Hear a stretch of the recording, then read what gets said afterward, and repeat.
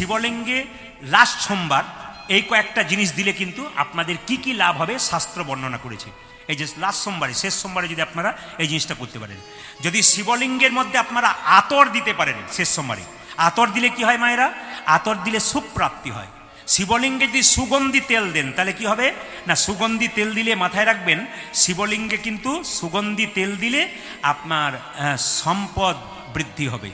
আর তৃতীয় কি, যদি আপনি শিবলিঙ্গে চন্দন দেন তাহলে আপনার কি হবে, সমাজে প্রভাব প্রতিপত্তি বাড়বে, সম্মানটা বাড়বে। শিবলিঙ্গে কেউ যদি কেশর দিতে পারেন, কেশরের দাম তো খুব বেশি, সবাই দিতে পারে না, কিন্তু কেশর যদি শিবলিঙ্গে কেউ দেয় তাহলে স্বামী স্ত্রীতে যে দাম্পত্য জীবন তা কিন্তু খুব সুখের হয়। শিবলিঙ্গে কেউ যদি শেষ সোমবারে গম দিতে পারেন তাহলে তার বংশবৃদ্ধি হয়। আর শিবলিঙ্গে শেষ সোমবারে কেউ যদি চাল দিতে পারেন তাহলে আপনার কি হয়, সুখ এবং সমৃদ্ধি এবং সম্পদ বৃদ্ধি পায়। এই শেষ সোমবারে কিন্তু ব্রত আপনাদের যারা প্রতিদিন ব্রত পালন করছেন প্রতি সোমবার, শেষ সোমবার কিন্তু ব্রত আপনারা করবেন। শেষ সোমবার ব্রত করলে কি হয়, একটা ছোট্ট প্রমাণ বলছে, দক্ষ রাজার সঙ্গে বিয়ে হয়েছিল প্রসূতি আর দক্ষ রাজার 16টা কন্যা, তার মধ্যে ছোট কন্যার নাম হচ্ছে সতী। ভালো করে শুনবেন, এই সতী কিন্তু ছোটবেলাতে শিব ভক্ত ছিল, তো বাগানে গিয়ে বান্ধবীদের সঙ্গে শিবলিঙ্গ তৈরি করে ওই প্রত্যেক দিন পুজো করতো। নারদমুনি এই পথ দিয়ে পেরোতে পেরোতে সতীকে বলল, তুমি কি করছো? বলে, আমি শিবের পুজো করছি। কি চাও? বলে, শিবকে পুজো করে আমি শিবকে পতিরূপে পেতে চাই। তখন নারদমুনি বুদ্ধি দিয়েছিল যে শ্রাবণ মাসের যে প্রতি সোমবার আসছে, ওই সোমবারে ব্রত করে তুমি যদি শিবলিঙ্গে জল ঢালতে পারো এবং উপবাস থাকতে পারো বা ফলমূল খেয়ে থাকতে পারো তাহলে কিন্তু তুমি পতিরূপে পাবে। সত্যি একদিন শিব সন্তুষ্ট হয়ে বললো, তুমি কি চাও সতী? বলে, আমি তোমাকে পতিরূপে পেতে চাই। তাহলে আপনারা যে সোমবার শেষ সোমবার ব্রত করবেন, মাথায় রাখবেন এই শেষ সোমবার বা প্রতি সোমবার করছেন, শেষ সোমবারে তো করবেই, তো মাথায় রাখতে হবে যে ওই দিন ব্রত করে কিন্তু আপনারা বলবেন, সতী তো পতির জন্য করেছিল, আমাদের তো পতি আছে, তাহলে আমরা কি করবো? না না, আপনারা পতির মঙ্গলের জন্যে, সন্তানের মঙ্গলের জন্যে, পরিবারের মঙ্গলের জন্যে সকলে কিন্তু শিবলিঙ্গে জল ঢালবেন। এই যে আপনারা শিবরাত্রি শিবকে জল ঢালছেন মায়েরা, সবাই লক্ষ্য করবেন, শিবকে যখন জল ঢালবেন তখন উত্তর দিকে মুখ করে জল ঢালতে হয়। এতদিন জল ঢেলেই যাচ্ছেন, আপনারা মনে মনে ভাবছেন খালি সোমবার সোমবার জল ঢালতে হয়, এ ভুল ধারণা। পারলে আপনারা প্রতিদিন বাড়িতে শিব থাকলে, শিবলিঙ্গ থাকলে আপনারা প্রতিদিন জল ঢালুন, এটা কিন্তু মাথায় রাখতে হবে, প্রতিদিন আপনাদের জল ঢালতে হবে। আর যদি সুযোগ না থাকে তাহলে সোমবার সোমবার জল ঢালবেন। এবার লক্ষ্য করুন, শিবকে বেলপাতা দেবেন, তো শিবকে বেলপাতা দিলে সোনা পরানোর সমান হয়ে যায়, সোনার চাইতে দামি। শিবের বেলপাতা হচ্ছে সোনার চাইতে দামি। আপনি যা দেবেন তাতেই শিব সন্তুষ্ট। শুকনো বেলপাতা দেবেন তাতেও, কচি বেলপাতা দেবেন তাতেও, কিন্তু বেলপাতা যদি আপনি গোটা দেন তাহলে মাথায় রাখবেন বেলপাতার যে ডাঁটটা আছে না, ওটা ভেঙে দেবেন। ডাঁট সহ শিবলিঙ্গে যদি কেউ দেয় তবে কিন্তু শিবের অঙ্গে নাকি বজ্রের মতো আঘাত হয়। এই জন্য ভুল করো, শিবকে যখন বেলপাতা দেবেন ডাঁটটা কিন্তু ভেঙে দেবেন, পাতার ডাঁটটা। দ্বিতীয়ত সবাই লক্ষ্য করুন, আপনারা যদি উজ্জয়িনীতে যান তাহলে দেখবেন ওখানে একটা শিবের মন্দির আছে, ওইখানে কিন্তু দেখবেন শিবকে ভাং মাখানো হয়। আমাদের একটা মিসআন্ডারস্ট্যান্ডিং আছে, মানে ভুল চিন্তাভাবনা আছে, কি বলুন তো, যে শিব বোধহয় গাঁজা খায়। না না, শিব যে ওই যে নীলকণ্ঠ মানে বিষ পান করেছিল তার জন্য শরীরে প্রচণ্ড জ্বালা। আপনার উজ্জয়িনীতে গেলে দেখবেন ওখানে শিবকে কিন্তু কি করে জানেন, ভাং দিয়ে গোটা শরীরটা, মানে শিবলিঙ্গে ভাং দিয়ে ভাং লেপে দেওয়া হয়। ওই জন্য যদি আপনারা ভাং লেপে দিতে পারেন শিবলিঙ্গে, আপনাদের দোষ নেই, কারণ শিবের অনেক যন্ত্রণা কষ্ট রক্ষা হয়, মানে বিষ ধারণের জন্য। এবার তৃতীয় কথা শুনবেন, আপনারা যে ওই বেলপাতা তোলেন, কি দিন বেলপাতা তুলতে পাবেন না, যে কোনো দিন যে কোনো দিন বেলপাতা তোলার নিয়ম নয়। এই যে সোমবার সোমবার ব্রত করছেন, সোমবার দিন বেলপাতা তোলার নিয়ম নয় কিন্তু। কি বার তুলবেন না? সোমবার তুলবেন না, চতুর্থী দিনে তুলবেন না, অষ্টমীর দিনে তুলবেন না, নবমীর দিনে তুলবেন না। চতুর্থী, অষ্টমী, নবমী, অমাবস্যা, চতুর্দশী এবং সংক্রান্তি, এই কয়েকটা দিন কিন্তু কোনো মতেই বেলপাতা তুলতে নেই। পাতা কিন্তু আপনি জলে ভিজিয়ে রাখবেন, পরের দিন কিন্তু আপনি শিবকে দিতে পারবেন পাতা। কিন্তু মাথায় রাখবেন, ফুল কিন্তু শিবকে দেবেন বা যে কোনো দেবতাকে দেবেন, ফুল কিন্তু কোনো মতেই আপনারা জলে ভিজিয়ে দেবেন না। জলে যদি ডুবিয়ে দেন তারপর সেই ফুলটা দেন তাহলে ওটা নির্মাল্য হয়ে যায়, ওটা কিন্তু দেব দেবতা বা গোবিন্দ কোনোদিন গ্রহণ করে না। ওই জন্য ফুল কোনোদিন জলে ডুবিয়ে দেবেন না। ফুল যদি বাড়ি থাকে আপনি জল ছিটিয়ে দেবেন। এবারে প্রশ্ন করবেন, তাহলে মালাকারের বাড়িতে 3 দিন 4 দিন ধরে ফুল থাকে, তাহলে ওটা কি হবে? আচারেন্দু বলে একটা গ্রন্থ আছে, আচারেন্দু, ওতে পরিষ্কার করে লেখা আছে মালাকারের গৃহে কোনো দোষ নেই, তবে মালাকাররা দেখবেন যারা প্রকৃত মালাকার তারা জল ছিটিয়ে দেয়, ফুলগুলোকে জলে কিন্তু ডোবাই না। অনেক মালাকার আছে ফুলে ডোবাই না, তো আপনারা সবাই কিন্তু ফুলকে ডোবাবেন না, ফুলের মধ্যে একটু জল ছিটিয়ে দেবেন। 5টি জিনিস কিন্তু মাটিতে কোনোদিন রাখবেন না, 5টা জিনিস মাটিতে রাখবেন না। প্রণামের কথা এলো বলে দিই, 5টা জিনিস মাটিতে রাখবেন না। কি? প্রথম হচ্ছে কোনো সাধুগুরু বৈষ্ণব যদি বাড়িতে আসে, বৈষ্ণবকে দেখলেন তো গামছা বা আসন এনেছে, কিছু একটা এনেছে, মানে বসছে ওর উপরে। ওনারা জানেন কিছু দিক আর নেই দিক, ভক্ত তো দেবে এই বাড়িতে গেলে, তবু একটা আসন নিয়ে যাই। হ্যাঁ, আমি যেমন মালকানগিরি গিয়েছিলাম, একবারে বিশাখাপত্তনম পেরিয়ে, বাঘ ভালুকের জায়গা, একবারে বিরাট পাহাড়ের উপরে ওদের গ্রামের নাম নেই, 1 নম্বর 2 নম্বর 4 নম্বর করে নাম আছে। তো ওখানে দেখলাম আমি 3 দিন গান গাইলাম, 15 থেকে 20 হাজার ভক্ত। কীর্তন শেষে এত গাড়ি জড়ো হয়ে গেছে যে আমাদের গাড়িটা পেরোতে পারছে না, প্রণাম করছে ভক্তরা। ওখানে ওনারা বললেন যে আপনার এখানে একবারে কাতারে কাতারে ভক্ত আছে, এরা প্রত্যেকদিন সন্ধ্যাবেলায় টিভি দেখে না, খালি আপনাকেই দেখে আর আপনার কথাগুলো স্মরণ করে। তো ওখানে দেখতে পেলাম প্রচুর ভক্ত, ওরা কিন্তু আসন নিয়ে কীর্তন শুনছে। আর আশ্চর্যের ব্যাপার, 15-20 হাজার মানুষ, একটা শব্দ নেই, খালি মাথাটা নিচু করে চুপচাপ শুনছে। আমি যখন প্রেমের কথাগুলো বলছি তখন নিজেকে জড়িয়ে ধরছে একে অপরকে আর হাগর বলে কাঁদছে। আমি তখন বুঝলাম কীর্তন আসল কি বলুন তো, ভক্ত কোনো দিকে তাকায় না, খালি চোখ মুজে কৃষ্ণ কথা হরিকথা শুনে আস্বাদন করে, এটাই তো আনন্দ। তো 5টা জিনিস রাখবেন না। সাধুগুরু বৈষ্ণব যদি কোনোদিন বাড়িতে আসে, মাটিতে বসতে দেবেন না, একটা আসন টাসন কিংবা উঁচু জায়গায় দেবেন। দ্বিতীয় কি বলুন তো, শালগ্রাম শিলা কোনোদিন বাড়িতে কিন্তু নিচে রাখবেন না, একটা ছোট্ট চৌকির মধ্যে রাখবেন বা কোন কাপড়ের উপর রাখবেন। দ্বিতীয়ত কি, তৃতীয় কি, শঙ্খ এখন তো বাড়িতে রাখেন, স্ট্যান্ড এখন কিনতে পাওয়া যায়, তাতে রাখেন, কিংবা আপনারা হলুদ কাপড় বা লাল কাপড় উপর রাখতে পারেন। আর 4 নম্বর কি মায়েরা, 4 নম্বর হচ্ছে বাড়িতে আপনারা মাথায় রাখবেন যে শালগ্রাম শিলা রাখবেন না, শঙ্খ রাখবেন না, সাধুগুরু বৈষ্ণবকে মাটিতে রাখবেন না।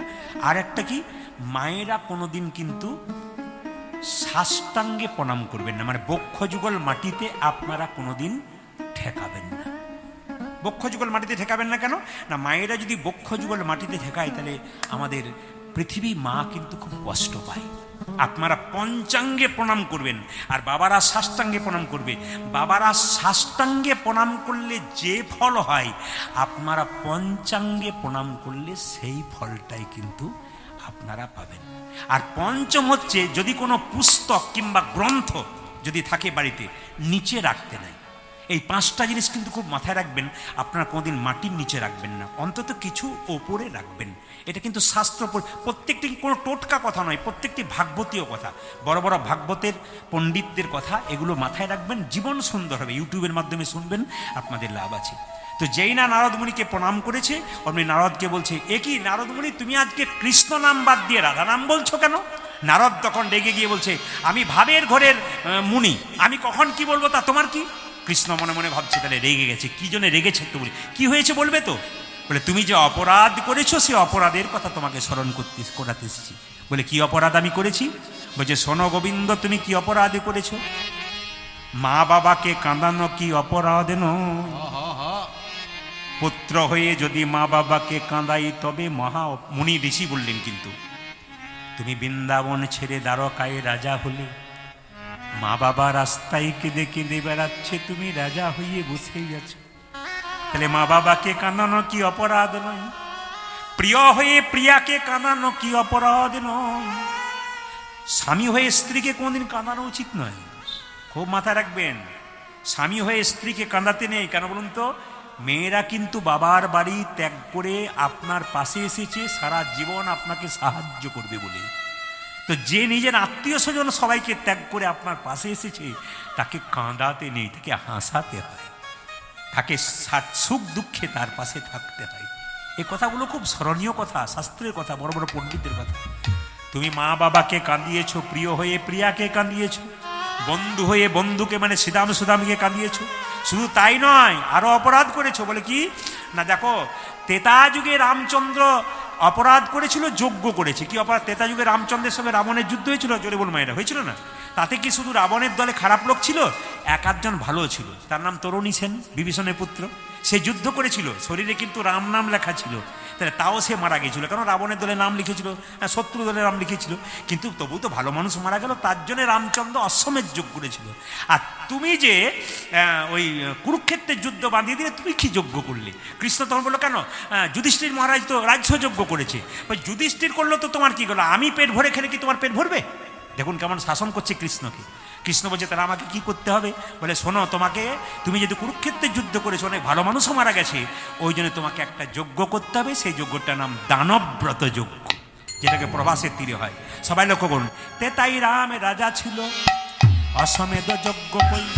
তেতাই রাম রাজা ছিল অশ্বমেধ যজ্ঞ কইল। তেতাই রাম রাজা ছিল অশ্বমেধ যজ্ঞ কইল। তেতাই রাম রাজা ছিল অশ্বমেধ যজ্ঞ করিল। দানব্রত যজ্ঞ হবে এবে, ও দানব্রত যজ্ঞ হবে এবে। দানব্রত যজ্ঞ হবে এবে। দানব্রত যজ্ঞ হবে এবে। তেতা যুগে রামচন্দ্র অশ্বমেধ যজ্ঞ করেছিল, তোমাকে দানব্রত যজ্ঞ করতে হবে। তাই যজ্ঞ করতে গেলে কোনো নিয়ম আছে? বলে হ্যাঁ, 3টে নিয়ম। শোন বলি ওহে রাজন, ত্রিভুবন নিমন্ত্রণ। শোন বলি ও রাজন, ত্রিভুবনে নিমন্ত্রণ। শোন বলি ওহে রাজন, ত্রিভুবন নিমন্ত্রণ। শোন বলি ওহে রাজন, ত্রিভুবনে নিমন্ত্রণ। সবারে তা করিতে হইবে, সবারে তা করিতে হইবে। সবারে তা করিতে হইবে। সবারে তা করিতে হইবে। আপনারা নিমন্ত্রণ পেয়েছেন, নিমন্ত্রণ আর আমন্ত্রণের মধ্যে তফাৎ কি? আমন্ত্রণ আর নিমন্ত্রণের মধ্যে তফাৎ কি? যেমন ধরুন আমার বাড়িতে অনুষ্ঠান হবে, আমি রাস্তা দিয়ে যাচ্ছি, দাদা কোথায় চললেন আমাকে জিজ্ঞেস করলো। ওনাকে বললাম হ্যাঁ আমার বাড়িতে অনুষ্ঠান আছে, কালকে যেন। মানে আপনার গেলেও চলবে, না গেলেও চলবে আর কি। এটা আমন্ত্রণ। আর নিমন্ত্রণ কোনটা? যেতে হবে, আমি কিন্তু কোনো কথা শুনবো না, কোনো অজুহাত শুনবো না, তোমাকে যেতে হবে, এটা নিমন্ত্রণ। তবে যে শোনো, তোমাকে নিমন্ত্রণ করতে হবে ত্রিভুবন, স্বর্গের দেবতাদের, মর্তের মানুষদেরকে, আর পাতালের দৈত্যদেরকে। বলছে আমাকে কি করতে হবে? যে যা চাইবে তাই দেবে। মায়েরা, মায়েরা, যে বা চাইবে তাই দেবে, যে যা চাইবে তোমাকে তাই দেবে। আর দান করবে হাসি মুখে। দেখুন মায়েরা, দান যদি করতে হয় কাউকে, বাংলার 5-এর মতো মুখ করে দান করলে হবে না। কিন্তু এমন এমন মেয়েরা আছে, রাস্তায় দেখেছি, কিছু মনে করবেন না, রাস্তা দিয়ে যাচ্ছে, কোনো ভিখারি ছেলে বলছে মা 5 টাকা দাও। আচ্ছা জ্বালাই বাবু, হ্যাঁ না 2 টাকা নেই। এতে কিন্তু কোনো লাভ হলো না। দান যদি করবেন তাহলে হাসি মুখে করবেন। আপনার বাড়িতে কোনো ভিখারি এসেছে, হরে কৃষ্ণ মা কিছু দাও। যখন আপনি দান করবেন তখন জোরে যদি বলতে আপনার লজ্জা করে, যখন দানটা করবেন তখন হরে কৃষ্ণ রাধে রাধে বলে দান করবেন। এ নিয়ম, কিন্তু আমরা করি না। যখনই কাউকে দান দেবেন, বলছে তাহলে আর কি করতে হবে মায়েরা? আর কি করতে হবে না? যোগ্য সাঙ্গ হবে যাবে, ভিক্ষার ঝুলি কাঁধে নেবে। যোগ্য সাঙ্গ হবে যাবে, যে জনা যে দান চাইবে। মায়েরা, দান সবাইকে করবে হাসি মুখে। দান সবাইকে করবে হাসি মুখে। দান সবাইকে করবে হাসি মুখে। দান সবাইকে করবে হাসি মুখে। এবার যখন সবাইকে দান দেওয়া হবে, তবে তো ভিক্ষার ঝুলি কাঁধে নিয়ে তোমাকে পরের দরজায় দরজায় ভিক্ষা করতে হবে। বলছে এটা কিন্তু আমার খুব খারাপ লাগলো। বলে কি, আমি লোককে দান করব, তা আবার ভিক্ষা করার কি দরকার? এটা খারাপ লাগছে না? আমি ধরুন 1000 মানুষকে দান করলাম, আমি ভিক্ষা কি জন্য করবো? বলছে না, ভিক্ষা তোমাকে করতে হবে। সবাইকে বলে দিই, ধরুন কোনো গরিবের মেয়ে আপনার কাছে এসছে, আমাকে 5000 টাকা দিন, আপনি দিলেন, কিন্তু 5000 টাকা দেওয়ার পর তাকে বলবেন আমাকে তুমি 100 টাকা বা 10 টাকা দাও। এটা কিন্তু আপনি বলে নেবেন। কেন বলুন তো? না, যদি কোনোদিন আপনার ভেতরে অহংকার, এই যে ভাই তোমার মেয়ের বিয়েতে আমি 5000 টাকা দিয়েছিলাম, তোমার মনে আছে তো, অহংকার জন্মাবে। তখন ওই লোকটা বলবে তুমি যেমন 5000 টাকা দিয়েছিলে, তুমি আমার কাছে 100 টাকা নিয়েছিলে। তার মানে কি? দানের অহংকার দূরে যাবে, দানের অহংকার দূরে যাবে, দানের অহংকার দূরে যাবে, দানের অহংকার দূরে যাবে। দানের প্রতি দান দিলে দানের অহংকার দূরে যাবে। দানের প্রতি দান দিলে দানের অহংকার দূরে যাবে। দানের প্রতি দান দিলে দানের অহংকার দূরে যাবে। দানের প্রতি দান দিলে দানের অহংকার দূরে যাবে। নিমন্ত্রণ পত্র আমি সবাইকে করব নিমন্ত্রণ, কিন্তু নিমন্ত্রণের ভার কে নেবে? নারদেরও কথা শুনি কহে ওগো চিন্তামণি। নারদের কথা শুনে হাসি কহে চিন্তামণি। নারদেরও কথা শুনি হাসি কহে চিন্তামণি। নারদের কথা শুনি হাসি কহে চিন্তামণি। দেব ঋষিরে ভার দেহ এবে, দেব ঋষিরে ভার দেবে এবে। ওরে দেব ঋষিরে ভার দেহ এবে, দেব ঋষিরে ভার দেহ এবে। বাসুলি মোহনে কহে কিবা চিন্তা এবে রহে। কহে কিবা চিন্তা এবে মনে। বাসুলি মোহনে কহে কিবা চিন্তা রহে এবে। কহে কিবা চিন্তা এবে মনে। দেব ঋষিরে ভার দেহ এবে, দেব ঋষিরে ভার দেবে এবে। দেব ঋষিরে ভার দেহ আদি দেব ঋষিরে ভার দেব এবে। বাসুলি মোহন পদকর্তা বলল নারদকে নিমন্ত্রণের ভারটা দাও। এবার সবাই শুনবেন ভাইরা, নারদ মুনি নিমন্ত্রণ পত্র দেবে বলে কৃষ্ণকে বলল তুমি নিমন্ত্রণ পত্র লিখতে শুরু করো। আচ্ছা, যদি বাড়িতে অনুষ্ঠান হয় প্রথম নিমন্ত্রণ পত্র কাকে দেবেন? এদিকে এদিকে দেখি, কীর্তন তো শুনছেন বহুদিন ধরে। বাড়িতে কোনো অনুষ্ঠান হলে প্রথম নিমন্ত্রণ পত্র কাকে দিতে হয়? জোরে বলুন, কাকে দিতে হয়? বাড়িতে কোনো অনুষ্ঠান হলে প্রথম নিমন্ত্রণ পত্র কাছে গিয়ে না দিয়ে গেলেও এখন ফোনের মাধ্যমে নিজের নিজ গুরুদেবকে দিতে হয়। এটা কিন্তু মাথায় রাখবেন। এই যে বাড়িতে অনুষ্ঠান হচ্ছে, এই নিমন্ত্রণ পত্র প্রথম কিন্তু নিজ নিজ গুরুকে প্রথমে দিতে হয়। আর যদি কোনো নামযজ্ঞ করে, যেমন বাপি সবাইকে মিলে যে নামযজ্ঞ করে, তখন কিন্তু ওই যজ্ঞের নিমন্ত্রণ পত্র প্রথমে শিবকে দিতে হয়। কারণ সবাই জানেন যে শিবের শ্বশুর মশাইয়ের নাম দক্ষ রাজা, আর দক্ষ রাজা শিবকে নিমন্ত্রণ করেনি বলে স্ত্রী সতী আগুনে ঝাঁপ দিয়েছিল। দেখুন, লক্ষ্য করুন, স্বামীকে অপমান কিন্তু কেউ সহ্য করবে না। বাবা যদি আপনার স্বামীকে অপমান করে, যদি সতী নারী হয়, তাহলে কিন্তু বাবাকেও ছাড়বে না। কেন বলুন তো? আমি সব কিছু করতে পারি, স্বামীর অপমান, আমার স্বামী দোষ করবে তো হবে, তুমি নিমন্ত্রণ করবে না কেন? আমি আগুনে ঝাঁপ দিলাম। তারপর সেই সতীর দেহটাকে নিয়ে কি তাণ্ডব লীলা করেছিল আপনারা সবাই জানেন। ওই জন্য শিববিহীন যজ্ঞে বড় অশান্তি হয়। এই জন্য কোনো যজ্ঞ যখন করবেন তখন কিন্তু প্রথমে শিবকে মনে মনে নিমন্ত্রণ করবে, জয় বাবা ভোলানাথ, তোমাকে নিমন্ত্রণ করলাম, তুমি এসো। আর যদি বাড়িতে কোনো অনুষ্ঠান হয় তো প্রথমে কিন্তু বিয়ে হোক, শ্রাদ্ধে হোক, যে কোনো অনুষ্ঠান হোক, প্রথম কিন্তু আপনাকে মাথায় রাখতে হবে গুরুদেবকে কিন্তু নিমন্ত্রণ একটা করতে হবে। ফার্স্ট একবারে প্রথম নিজে নিজে গুরুদেব যার কাছে আপনার মন্ত্র নিয়েছেন তাকে কিন্তু প্রথম নিমন্ত্রণ করতে হবে। তো সবাই লক্ষ্য করুন মায়েরা, কৃষ্ণকে বলল তুমি নিমন্ত্রণ পত্র লেখো। আর যজ্ঞটা কোথায় হবে? প্রভাসের তীরে। এইদিকে যে যেখানে বসে আছেন, এখন প্রভাস তীরে যজ্ঞ, এই যে প্রভাস তীরা কীর্তন শুনছেন, প্রভাস তীরে যজ্ঞটা হলো কেন? প্রভা মানে কি? জ্যোতি। আস মানে কি? ফিরে পাওয়া।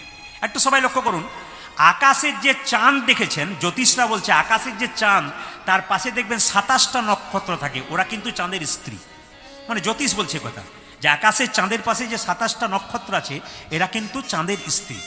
তো চাঁদ দেখতে ভালো, ও মায়েরা বলেন না, চাঁদ মামা আয় আয় আয়, আয় আয় চাঁদ মামা টি দিয়ে যা। চাঁদ দেখতে ভালো, চাঁদের স্বভাব কিন্তু ভালো নয়। কেন বলুন তো? নিজের গুরুপ্রতির প্রতি আকৃষ্ট হয়েছিল। চাঁদের গুরুদেবের নাম হচ্ছে বৃহস্পতি, তার প্রতি আকৃষ্ট হয়েছিল। তখন গুরুদেব অভিশাপ দিয়ে দিলেন, চাঁদ তুই 16 কলায় পরিপূর্ণ চাঁদ, তোমার এত অহংকার, অভিশাপ দিলাম 16 কলায় পরিপূর্ণ চাঁদ এক এক করে ক্ষয় হয়ে যায়। আর দেখবেন সব অভিশাপ লাগুক আর না লাগুক, গুরু অভিশাপ কিন্তু লাগবে। একবারে মাথায় রাখবেন, সব অভিশাপ লাগুক না লাগুক, বৈষ্ণবের অভিশাপ তো লাগবেই, আর গুরু অভিশাপ কিন্তু লাগবে যদি ছোট্ট অপরাধ থাকে। এই জন্য গুরু অভিশাপ লাগবে, তাই চাঁদকে অভিশাপ দিয়ে দিল যে তুমি 16 কলায় পরিপূর্ণ চাঁদ, একবারে ক্ষয় হয়ে যাও। মায়েরা 15টা কলা ক্ষয় হয়ে গেল, আর একটা কলা বাকি আছে। তখন কিন্তু ছুটে গেলেন কোথায় জানেন? 27 জন স্ত্রী তাদের জামাই বাবুর কাছে। আচ্ছা মায়েরা, চাঁদের যে 27 জন স্ত্রী, তার জামাইবাবুকে কৈলাস পর্বতে একজন বসে থাকে এসি রুমে, তিনি হচ্ছেন জামাইবাবু। কৈলাস পর্বতে এসি রুমে কে থাকে মায়েরা? বরফের মধ্যে কে থাকে? জোরে বলুন, যে ঘুমাচ্ছে সে বলুন, কে কে থাকে? বাবা ভোলানাথ। তো সবাই নমঃ শিবায় নমঃ শিবায় বলে একবারে চলে গেল কোথায়? জামাইবাবুর কাছে। দেখুন সবাই মিলে একটু উলুধ্বনি দেবেন, কিভাবে যাচ্ছে দেখুন, উলুধ্বনি।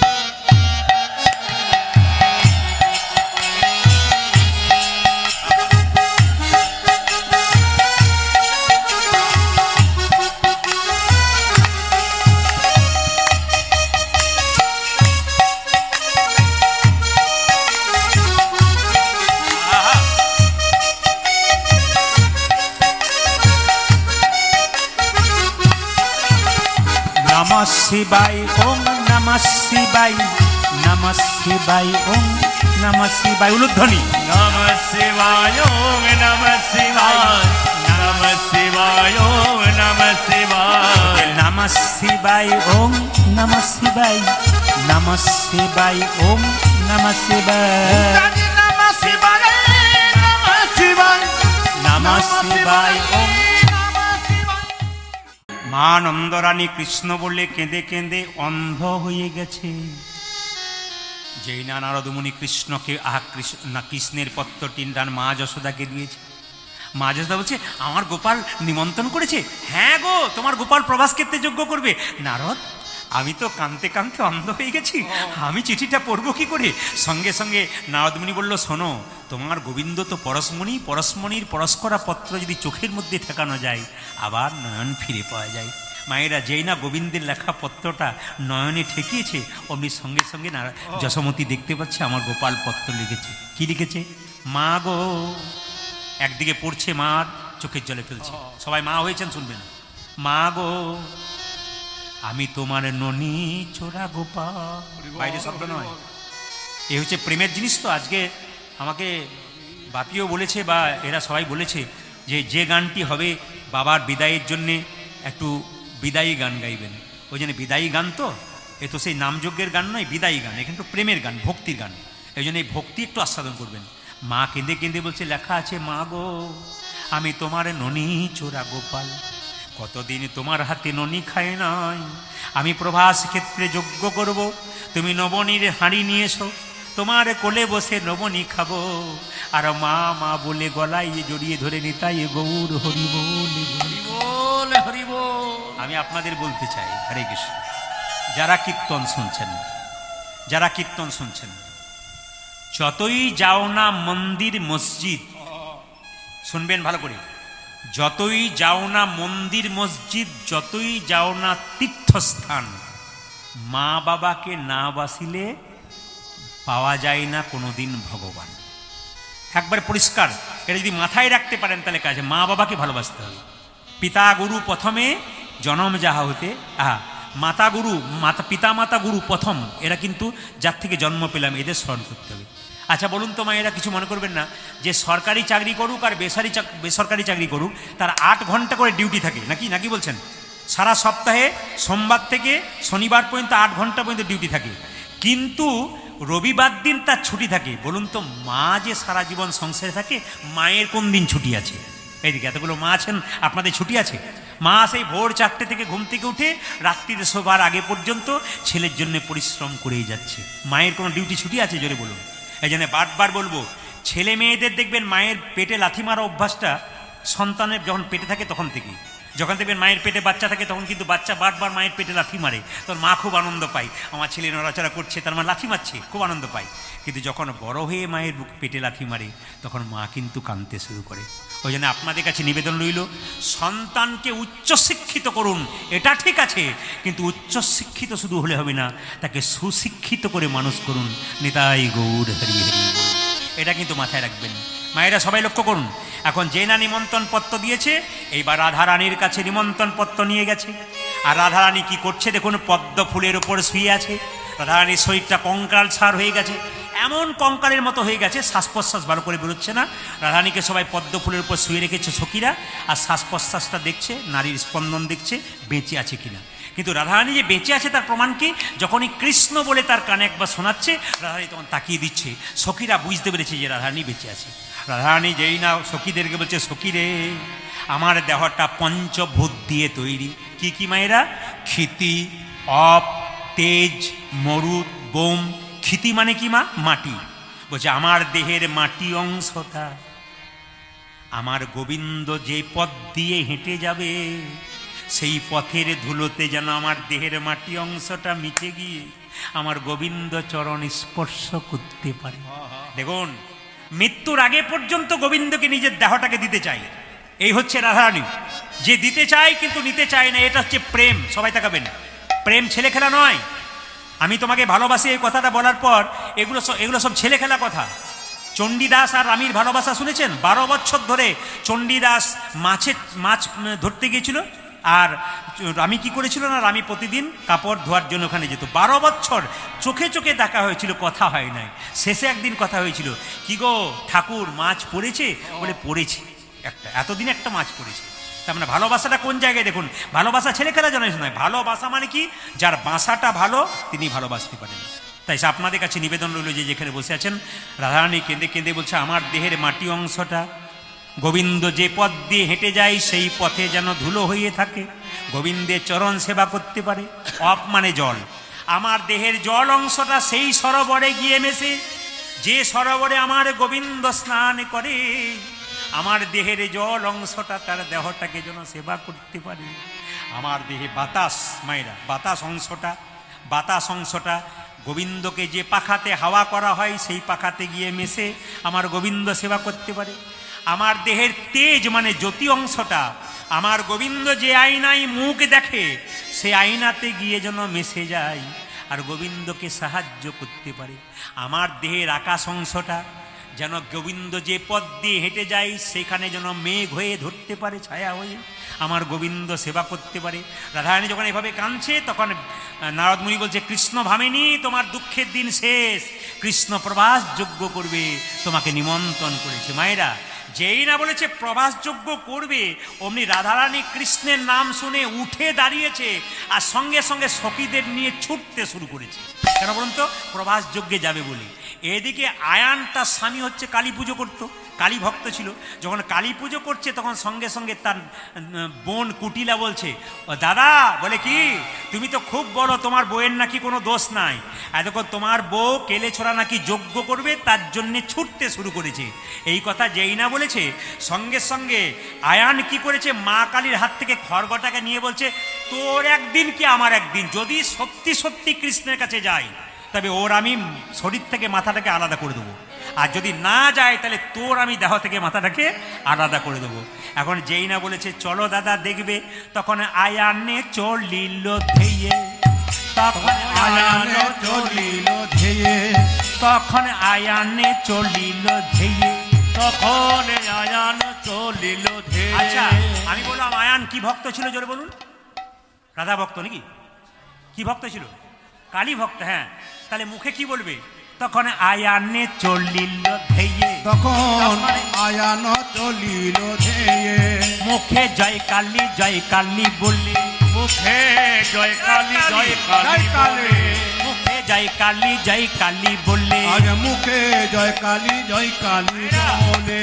রাস্তা দিয়ে যত যাচ্ছে তত রাধারানীকে দেখতে পাচ্ছে না, আর বারবার রেগে রেগে আয়ান কুটিলার দিকে তাকাচ্ছে, কই দেখতে পাচ্ছি না। কুটিলা তখন বলছে, ও দিদি, তোমাদের ওদিকে আমার বউটা গেছে, এইদিকে যায়নি দিদি, তো গালে হাত দিয়েছে, তাহলে ওদিকে গেছে বোধ হয়। হ্যাঁ হ্যাঁ হ্যাঁ, কীর্তন থেকে গালে হাত দেবেন না, দেশের যত চিন্তা সব আপনার মাথাতে আসবে আর কি। তো সবাই লক্ষ্য করুন, তাহলে ওই দিকে গেছে মায়েরা। তখন আয়ানে চলিল ধেয়ে, আজ আয়ান চলিল ধেয়ে, তখন আয়ানে চলিল ধেয়ে, তখন আয়ান চলিল ধেয়ে। মুখে জয় কালী বললে। মুখে জয় কালী বলে। ওই দেখো, ওগো তাহারে দেখিয়া কুটিলা রুসিয়া, ও যারে তাহারে দেখিয়া কুটিলা বসিয়া, তাহারে দেখিয়া কুটিলা রুসিয়া, আরে দেখিয়া কুটিলা এই ঢুকিয়া, যে বলে মুখ পানে চেয়ে, ও যে বলে মুখ পানে চেয়ে, আরে বলে মুখ পানেতে, ও যারে বলে মুখ পানেতে, ও যারে বলে মুখ পানেতে, বলে মুখ পানেতে। বলে দাঁড়ায়ে আছে। দাঁড়ায়ে আছে। তখন রাধারানী কি করলো, মনে মনে ভাবলো, আয়ান তোমার ঘরে আমি এতদিন ধরে আছি, তুমি আমাকে চিনতে পারোনি, তোমাকে দেখাবো আমি কে এসেছি। তুমি যে মা কালীর ভজনা করছো, আমি কালী রূপ ধারণ করে তোমার সামনে দাঁড়াবো। ও মায়েরা, দাঁড়াইয়ে আছে, দাঁড়ায়ে আছে, দেখতে পেয়েছো? দাঁড়াইয়ে আছে, দাঁড়ায়ে আছে। ওই যে কুড়িনাশিনী কলঙ্কিনী দাঁড়াইয়ে আছে, ও যারে ওই না তিনি কলঙ্কিনী দাঁড়ায়ে আছে। কুল্লাসিনী কলঙ্কিনী দাঁড়াইয়ে ও আছে। যারে ওই না তিনি ওই যে কলঙ্কিনী, ওই দেখো বউ দাদা কুল্লাসিনী কলঙ্কিনী, ওই দেখো বউ, কলঙ্কিনী কলঙ্কিনী, ওই দেখো বউ দাদা কুল্লাসিনী কলঙ্কিনী, ওই দেখো আজ কলঙ্কিনী কলঙ্কিনী, আজ দাঁড়ায়ে আছে।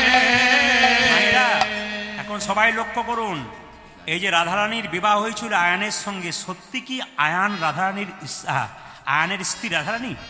অনেকের ভুল ধারণা আছে। অনেকে বলে কৃষ্ণ 16,108টা বিয়ে করেছিল, আমিও 4টা করলে কোনো অসুবিধা, তুই 2টো করে দেখ তোর কি অবস্থা হয়, না কি বলছেন? একটা তো দূরের কথা, 2টো করে দেখ, তাহলে বুঝবি। কৃষ্ণের সঙ্গে নিজেকে তুলনা করে। কেউ কেউ বলে অন্নপূর্ণা ভান্ডার পাবে, অসুবিধা নাই, 3-4টা। যেরকম রাধা রানী কি, শ্যামসুন্দর কি, মদন মোহন কি। আচ্ছা, এইদিকে তাকাবেন মায়েরা। যেই না বলেছে যে আয়ানের সঙ্গে রাধারানীর বিয়ে হয়েছে, একটা কারণ আছে। আয়ান কিন্তু পূর্বজন্মে অভিমন্য ছিল ঋষি, সে ধ্যান করেছিল নারায়ণের। নারায়ণ বলল কি চাও? সঙ্গে সঙ্গে অভিমন্য বলল, আমি তোমার স্ত্রী লক্ষ্মীকে আমার স্ত্রী রূপে পেতে চাই। নারায়ণ বলল, শোনো, গোটা পৃথিবীর মানুষ আমার স্ত্রীকে মা বলে ডাকে, আর তুমি স্ত্রী রূপে গ্রহণ করবে? বলছে, আমি কোনো কথা শুনতে চাই না, ধ্যান করেছি, তুমি সন্তুষ্ট হয়েছো, আমি যা চাই তাই দিতে হবে, তোমার স্ত্রীকে আমার স্ত্রী রূপে দিতে হবে। তখন ভগবান বলল, শোনো, তুমি যদি গুণল হও তাহলে আমি বাঘা তেঁতুল। শোনো, আমি তোমাকে, আমার রাধারানীকে দাপরে তোমার কাছে পাঠাবো স্ত্রী রূপে, কিন্তু তুমি হবে নপুংসক। বুঝেছেন মায়েরা? আমারই রাধারানী থাকবে, তুমি হবে নপুংসক, তোমার মনোবাসনা পূর্ণ করার জন্য আমার স্ত্রীরূপে তোমার কাছে পাঠিয়ে দেবো। মায়েরা সবাই লক্ষ্য করুন, আজকে রাধারানী মনে মনে ভাবছে দাঁড়াও তোমাকে দেখিয়ে দিচ্ছে আমি কি করলো। কালী মূরতি ধরি রাই দাঁড়াইল, আজ কালী মূরতি ধরি রাই দাঁড়াইল, কালী মূরতি ধরি রানী দাঁড়াইল, কালী মূরতি ধরি রাই দাঁড়াইল। আজ কালী মূরতি ধরি রাই দাঁড়াইল। মায়েরা কাঁপিতে কাঁপিতে আয়ান চরণে লুটালো, ওগো কাঁপিতে কাঁপিতে আয়ান চরণে লুটালো, ও যে কাঁপিতে কাঁপিতে আয়ান চরণে লুটালো। ও যে কাঁপিতে কাঁপিতে আয়ান চরণে লুটালো। আয়ান বলছে আমি তোমাকে এতদিন চিনতে পারি নাই, এইবার আমায় ক্ষমা করো, এইবার আমায় ক্ষমা করো, এইবার আমায় ক্ষমা করো। এবার আমায় ক্ষমা করো। প্রেমময়ী রাধারানী এইবার আমায় ক্ষমা, ওগো প্রেমময়ী রাধারানী এইবার আমায় ক্ষমা করো, প্রেমময়ী রাধারানী এইবার আমায় ক্ষমা। ও যে প্রেমময়ী রাধারানী এবার আমায় ক্ষমা করো। ও রাধে তোমায় চিনতে পারিনি, কেউ বাধা দিক আর না দিক আমি তোমাকে দেবো না, তুমি প্রভাস যজ্ঞে যাবে। আর বাধা দেব না হে, আর বাধা দেব না, আর বাধা দেব না হে, আরে বাধা দেব না হে, যাও তুমি যেথায় যাও হে, আর বাধা দেব না হে। তুমি যেথা যাওগে আরে বাধা দেব না। ও রাধে আমি এতদিন বুঝতে পারিনি যে তুমি আমার ঘরে ঘরে রূপে ছিলে, তবে শোনো রাধে তুমি যে কালী মূর্তি ধারণ করেছো, কালীকে নিজের কাছে পেয়েছো, আমি এতদিন ধরে ডাকলাম পেলাম না। তোমার কাছে একটি প্রশ্ন, কেমনে ডাকিতে হয় গো জানি, কৃপাময়ী রাধারানী, কেমনে ডাকিতে হয় গো জানি, কৃপাময়ী গো রাধারানী, কেমনে ডাকিতে হয় গো জানি, কৃপাময়ী রাধারানী। সাধন জানি না, ভজন জানি না, সাধন জানি না, ভজন জানি না, নয়নের জলে ভাসিতে জানি না, সাধন জানি না, ভজন জানি না, নয়নেতে হাতিতে জানি না। কেমনে ডাকিতে হয় গো জানি নে, কৃপাময়ী গো রাধারানী, আর কেমনে ডাকিতে হয় গো জানি নে, কৃপাময়ী গো রাধারানী, ও যে কেমনে ডাকিতে হয় গো জানি নে, কৃপাময়ী গো রাধারানী। বলো রাধারানী কি, জয় শ্যাম সুন্দর কি, জয়, মদন মোহন কি, ভগবান শ্রীকৃষ্ণ কি। কৃষ্ণ সবাইকে চিঠি লিখলো, প্রভাস যজ্ঞে যাবে বলে কৃষ্ণ। আস্তে সবাই একবার বলুন, রাধারানী কি, শ্যাম সুন্দর কি, মদন মোহন কি, সাধুগুরু বৈষ্ণব কি। এবার প্রভাস যজ্ঞে যাবে বলে পত্রটা কি লিখছে দেখুন, সবাইকে পত্র লিখলো। পত্র লেখার পর আস্তে সবাইকে পত্র লেখার পর বলরাম দাদা বলল, দেখি দেখি পত্রগুলো ঠিক ঠিক লিখেছিস কিনা। কৃষ্ণ সবাইকে পত্র লিখেছে স্বর্গের, মর্তের এবং পাতালের, কিন্তু বৃন্দাবনের পত্র বাবা মাকে লেখে নাই, সখাদেরকে লেখা নেই। কেঁদে কেঁদে বলরাম বলছে, হ্যাঁ রে কানাই, তুই সব জায়গার পত্র লিখেছিস কিন্তু বৃন্দাবনের পত্র লিখিস নাই কেন। কানাই কেঁদে কেঁদে বলছে, আমি ভাষা খুঁজে পেলাম না দাদা, আমি তাই ভাষা খুঁজে পেলাম না দাদা। ভাইরা, মা বাবাকে কাঁদিয়েছি, সখাগণকে কাঁদিয়েছি, আমি রাধারানীকে কাঁদিয়েছি, কি করে পত্র লিখবো, আমি ভাষা খুঁজে পেলাম না দাদা। ওই আমি ভাষা খুঁজে পেলাম না দাদা। ও যে কেমন করে পত্র লিখব, ভাষা খুঁজে পেলাম না দাদা। ওই আমি কেমন করি পত্র লিখব, আমি ভাষা খুঁজে পেলাম না দাদা। আমি কেমন করে পত্র ওই আমি লিখব, ভাষা খুঁজি পেলাম না দাদা। আমি কেমন করে পত্র ওই আমি লিখব, ভাষা খুঁজি পেলাম না দাদা। ভাষা খুঁজে পেলাম না। না দাদা। দেখুন আপনারা তো সবাই পত্র লেখেন, দেখুন পত্র কেমন কৃষ্ণ লিখছে বৃন্দাবনে। প্রথমে লিখছে মা, আস্তে আস্তে শব্দ নয়, প্রথমে লিখছে মা যশোদাকে, কেমন পত্র লিখছে দেখুন। মা গো আমি তোমার ননি চোরা, কতদিন তোমার হাতে ননি খাই। এই যে এই যে এই যে এই যে আমি আগে বলেছি, কান ঠিক রাখবেন, লাভ আছে। কৃষ্ণের পত্র দেখুন, মাকে কেমন পত্র লিখছে। মা গো কি আমি কতদিন তোমার হাতে ননি খাই নাই, আমি প্রভাস ক্ষেত্রে যজ্ঞ করব। মা তুমি নবনীর হাঁড়ি নিয়ে এসো, তোমার কোলে বসে বসে নবনী খাবো, আর তোমার গলা জড়িয়ে ধরে একবার মা মা বলে কাঁদি। ইতি তোমার গোপাল মা। দেখুন কার সঙ্গে কার পত্র হলো, এইদিকে মায়েরা, কার পত্র হলো জোরে বলুন। বাবার না মায়ের? জোরে বলুন কার হলো। ইশারা করার আগে এদিকে তাকাবেন, কার হলো মায়েরা? কাকে পত্র লেখালো প্রথম? হ্যাঁ জোরে বলবেন কাকে, বাচ্চারা বলতে পারে মাকে। দ্বিতীয় পত্র কাকে লিখছে? পিতানন্দকে। এই যে বাবা চলে গেছেন, এদের কাজ করবার আগে বাবাকে স্মরণ করতে হবে কিন্তু। এরা যখন কাজ করছে না, শ্রাদ্ধ কাজ করেছেন, বাবাকে স্মরণ করেছেন, কালকে শ্রাদ্ধ শেষ হয়ে যাবে, আজকে হয়ে গেছে, কালকে কুটুম্ব ভোজন হবে, কিন্তু বাবাকে বারবার স্মরণ করতে, বাবা তোমার কাজ যতদূর চেষ্টা আমরা করছি, তুমি আশীর্বাদ করে যেন সুসম্পন্ন হয়, কারণ তুমি পাশে থেকো, যেখানেই থাকো ভালো থেকো, কিন্তু আমাদের পাশে থেকো। পিতানন্দকে বলছে, ওগো পিতানন্দ কি আমি প্রভাস ক্ষেত্রে যজ্ঞ করব, আমার তো যজ্ঞ করার কোনো বুদ্ধি নাই, সেই যজ্ঞ ক্ষেত্রে তুমি আসবে, তুমি আমাকে বুদ্ধি জোগাড় করে দেবে। ইতি তোমার বাধা বোয়া গোপাল। মায়েরা বাধা বইছিল না গোপাল। এবার লিখছে দেখুন কাকে, এবার লিখছে ওরে শ্রীরাম সুদাম, আমি প্রভাস ক্ষেত্রে যজ্ঞ করব। যজ্ঞ যেদিন হয় সেদিন ভাত রুটি খেতে নাই, সেদিন ফল খেতে হয়। ওরে শ্রীরাম সুদাম আমি যজ্ঞ করব, তোরা আমার জন্যে পাকা পাকা ফল আনিস, আমি পাকা পাকা ফল খাবো। আস্তে আস্তে, বিচলিত নয় কিন্তু। এবার দেখুন রাধারানীকে পত্র লিখতে গিয়ে কৃষ্ণ লিখতে পারছে না, দাদা বলাই আছে, দাদা বলাই সরে গেছে, কৃষ্ণ লিখছে, ওগো প্রেমময়ী রাধে তুমি তো আমার শক্তি স্বরূপিণী, প্রেমময়ী প্রেমময়ী আমি প্রভাস ক্ষেত্রে যজ্ঞ করব, যজ্ঞ করিব। তুমি তো আমার শক্তি স্বরূপিণী, শক্তি প্রদায়িনী, শক্তি প্রদায়িনী। তুমি যদি যজ্ঞে না থাকো তবে আমাকে শক্তি যোগাবে কে? শক্তি যোগাবে কে? এদিকে এদিকে মায়েরা, এদিকে আস্তে, গল্প নয়। শাস্ত্রে বলা আছে যখন কোনো সাধ্য কাজ হয় স্বামী স্ত্রী কিন্তু পাশে বসে থাকে। সাধ্য যিনি সারাবেন না, স্ত্রীকে বসতে হয় বাম দিকে, কেন বলুন তো?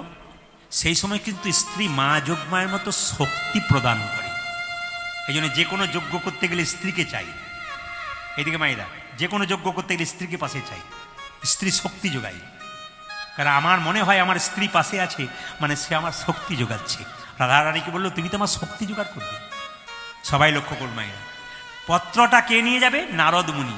মায়েরা নারদে আনন্দ ধরছে না, আমি পত্র দেবো, স্বর্গ মর্ত পাতাল পত্র দিতে যাবো। মায়েরা নারদ কি করলো? সবাই লক্ষ্য করুন, পত্র পেয়ে নারদ মুনি কৈলাসেতে গেল, পত্র পেয়ে নারদ মুনি কৈলাসেতে গেল, পত্র পেয়ে নারদ মুনি কৈলাসেতে গেল, ওগো পত্র পেয়ে নারদ মুনি কৈলাসেতে গেল। ও যে কৈলাসেতে আসি নারদ শিব করে দিল, যে কৈলাসেতে আসি নারদ শিব করে দিল, ও যে কৈলাসেতে আসি নারদ শিব করে দিল। আজি কৈলাসেতে আসি নারদ শিব করে দিল। কিন্তু নারদ শিবকে মামা, ও মামা তুমি তো দিব্যি ধ্যান করছো। বলে ধ্যান করাই তো আমার কাজ।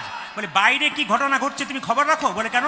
আরে বাবা কৃষ্ণ প্রভাস ক্ষেত্রে যজ্ঞ করবে, তোমাকে প্রথম নিমন্ত্রণ পত্র করেছে, আর সেই নিমন্ত্রণ পত্র পেয়ে তোমাকে সেখানে যেতে হবে।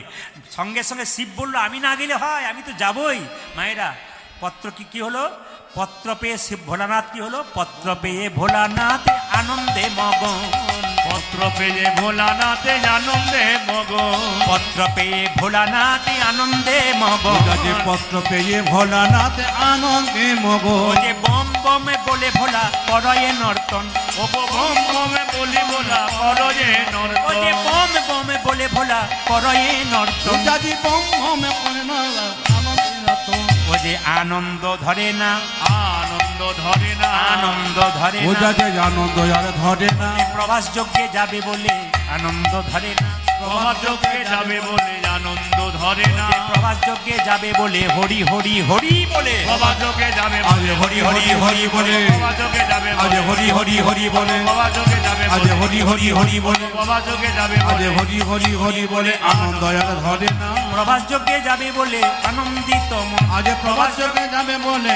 আনন্দিত ও মা, প্রভাস যজ্ঞে যাবে বলে আনন্দ, তার স্বর্গ মর্ত পাতাল সব জায়গায় নিমন্ত্রণ হলো, কিন্তু মর্তে যখন নিমন্ত্রণ করতে এলো তখন দেখলো মর্তের মধ্যে শোকের ছায়া পড়েছে।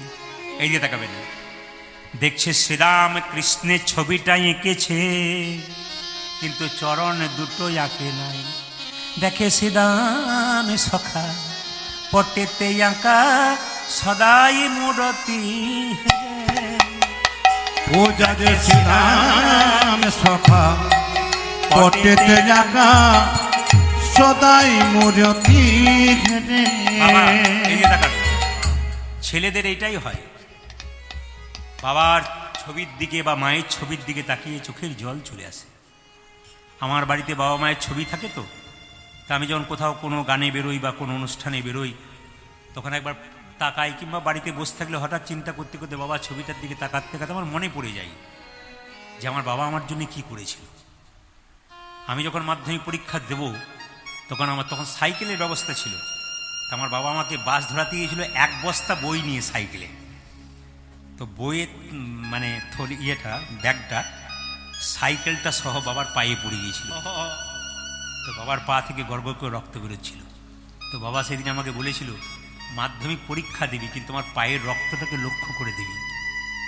অনেকটা দূর হেঁটে বাস ধরতে যেতে হয়, তো পাটা কেটে গিয়েছিল, সেই লক্ষ্য করেছিলাম বাবা আমাকে পা থেকে রক্ত বেরিয়েছে তবু সাইকেলটা নিয়ে যাচ্ছে, আমাকে চালাতে দিচ্ছে না, ঠেলে ঠেলে নিয়ে যাচ্ছে। আমাদের বাড়িতে মনসার মন্দির আছে, তো প্রত্যেক দিন বাবা প্রণাম করতো, তখন আমি বাবার পেছনে দাঁড়িয়ে থাকতাম। বাবা খালি কেঁদে কেঁদে বলতো মাকে, মা আমার একটিমাত্র প্রদীপ যেন জগতে সবাই আমার প্রদীপকে চিনতে পারে। প্রতিদিন মন্দিরে একই কথা বাবা বলতো। আমি পেছন থেকে আমি তখন মনে করি আজকে যে এই জায়গাতে আমি এসেছি গৌর গোবিন্দের কৃপায়। প্রত্যেকটি জেলায় জেলায় রাজ্যে রাজ্যে বিদেশ থেকে প্রচুর চাপ দেয়, যেমন বাংলাদেশ থেকে প্রচুর চাপ দিয়েছে। অবস্থা খারাপ আছে বলে আমি বাংলাদেশটাকে এখন একটু যেতে চাইছি না, কারণ প্রচুর মানুষ এখনো পর্যন্ত বলে বাংলাদেশের মানুষ আপনি এখানে আসুন, 50,000 ভক্ত দেবো আপনাকে, এত ভক্ত পাগল হয়ে আছে, আপনি একবার আসুন। বিশেষ কারণে এখন পরিস্থিতি অনুযায়ী আমি যাই না। এবছর 4টা জায়গায় কথা দিয়ে ফেলেছি, তবু শেষ পর্যন্ত কি করতে পারবো আমি বলতে পারছি না। তো আপনাদের কাছে নিবেদন, এই জায়গাটি আমার বাবার আশীর্বাদ, আমার মায়ের আশীর্বাদ। আমি যখন প্রথম কীর্তন শিখতাম, রাত্রিবেলায় রিহার্সেল হতো, তো আমার মা বসে থাকতো চুপচাপ, রিহার্সেল 12টা 1টা পর্যন্ত হতো, ঠান্ডার দিনে মা ঠান্ডায় বসে থাকতো। তো আমি বলতাম, মা তুমি শুয়ে যাও, আমাদের কীর্তনটা শেষ হোক তারপর খেতে দেবে। না না, হোক হোক, কীর্তনটা হোক, করে নে, সব কিছু করে নে, তারপর। ইনি মা আর ইনি বাবা, যিনি অকাতরে সন্তানের জন্য বিলিয়ে দেয়। এই জন্য তাদের জন্য মাঝে মাঝে একটু যখন ছবিটা দেখবেন একটু চোখের জল ফেলবেন, বাবা তুমি আমাদের জন্য এত করেছ। দেখে শ্রীরাম সখা পটেতে আঁকা সদাই মূরতি, ও দেখে শ্রীরাম সখা পটেতে আঁকা সদাই মূরতি ঘেরে। পাকা পাকা ফল লইয়া বলে কানাই খারে খাবে। পাকা পাকা ফল লইয়া করে কানাই খারে খারে।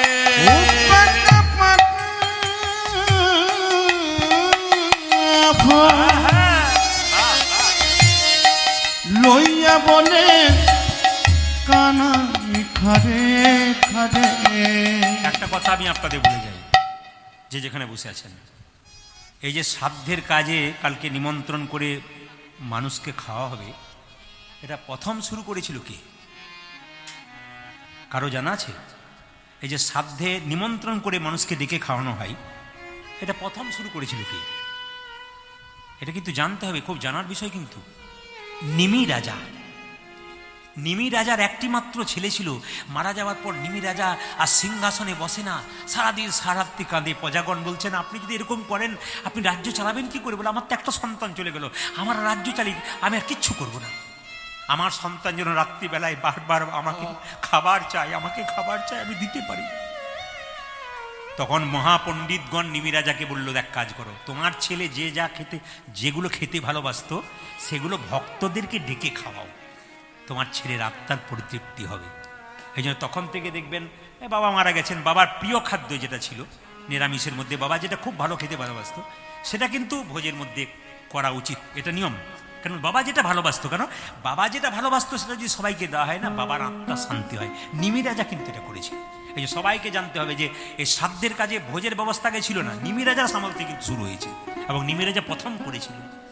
তাহলে শ্রীরাম কি করেছে? মা কৃষ্ণের ছবিটা এঁকেছে, কিন্তু কৃষ্ণের চরণ দুটো আঁক নাই কেন? যদি কৃষ্ণ চরণে পেয়ে আবার চলে যায়, আবার দেখতে পাচ্ছে নন্দ পিতা জেলেছে চিতা প্রাণেতে জীবার করে। দেখ নন্দ পিতা জেলেছে চিতা প্রাণেতে জীবার তরে। মায়েরা, নন্দ পিতা কেঁদে কেঁদে বলছে কানাই রে, তুই তো একমাত্র গোপালে চলে গেলি, আমি চিতা সাজিয়ে দাঁড়িয়ে আছি চিতাতে ঝাঁপ দেবো বলে, তবে তুই যতক্ষণ না আমার মুখে আগুন দিবি ততক্ষণে চিতাতে আমি ঝাঁপ দিতে পারবো না। ও যে নন্দ পিতা জেলেছে চিতা প্রাণেতে জীবার পূজা নন্দ পিতা জেলেছে চিতা প্রাণকে জীবনে তোরে। ও যে নন্দ রানী লয়ে নবনী সদাই ফেরে ফেরে। ও যে নন্দ রানী লয়ে নবনী সদাই ফিরে ফিরে। ও যে নন্দ রানী লয়ে নবনী সদাই ফেরে ফেরে। ও যে নন্দ রানী লয়ে নবনী সদায় ফেরে ফেরে। আনন্দ রানী কি বলছে? তোরে যুগল করে বাঁধব না, তোর জীবন করে বাঁধিব না রে। ও মায়েরা, মা নন্দ রানী কাঁদতে কাঁদতে অন্ধ হয়ে গেছে। সবাই তাকান, মা নন্দ রানী কাঁদতে কাঁদতে যখন অন্ধ হয়ে গেছে তখন পাড়াতে অন্য ছেলেকে ধরে বলে আমার গোপাল এসেছিস, আমার গোপাল এসেছিস। এখন যার ছেলেকে ধরতে যায় তার মা ছুটেছে বলে এই হতভাগী, নিজের ছেলেটাকে তো পাঠিয়ে দিলি, তুই আমাদের ছেলেগুলোকে ধরে তুই অমঙ্গল চাইছিস, দূর হয়ে যা। মা নন্দরানীর কত কষ্ট। নন্দরানী কেঁদে কেঁদে বলছে আইন বনি খেয়ে যা গোপাল, আইন বনি খেয়ে যা গোপাল। ও যে আইন বনি খেয়ে যা গোপাল, আইন বনি খেয়ে যা গোপাল। আমি যুগল করে বাঁধিব না রে, আইন বনি খেয়ে যা গোপাল। আমি যুগল করে বাঁধিব না রে। ও যে আইন বনি খেয়ে যা রে, যুগল করে আরে আইন বনি খেয়ে যা রে। যুগল করে বাঁধিব না রে, আইন বনি খেয়ে যা রে। আইন বনি খেয়ে যা রে। মায়েরা চলেছে কেন? গোবিন্দের প্রভাস যজ্ঞে যাবে বলে। সবাই তাকাবে, প্রভাস যজ্ঞের 4টি দ্বার, এইদিকে মায়েরা, প্রভাস যজ্ঞের 4টা দ্বার। আর এই প্রভাস যজ্ঞ যে তৈরি করেছিল ইনি বিশ্বকর্মা, খুব মাথায় রাখবেন। প্রভাস যজ্ঞ যিনি তৈরি করেছিলেন যজ্ঞকুণ্ড, ওটা কিন্তু বিশ্বকর্মা তৈরি করেছিলেন। তো বিশ্বকর্মা তৈরি প্রভাস যজ্ঞের 4টা দ্বার, পূর্ব পশ্চিম উত্তর দক্ষিণ। প্রথম দ্বারে কে বলুন তো? প্রথম দ্বারে নন্দ উপানন্দ, দ্বিতীয় দ্বারে সখাগণ, তৃতীয় ধারে মা যশোদা, চতুর্থ ধারে শ্রীমতী রাধা রানী। শ্রীমতী রাধা রানী।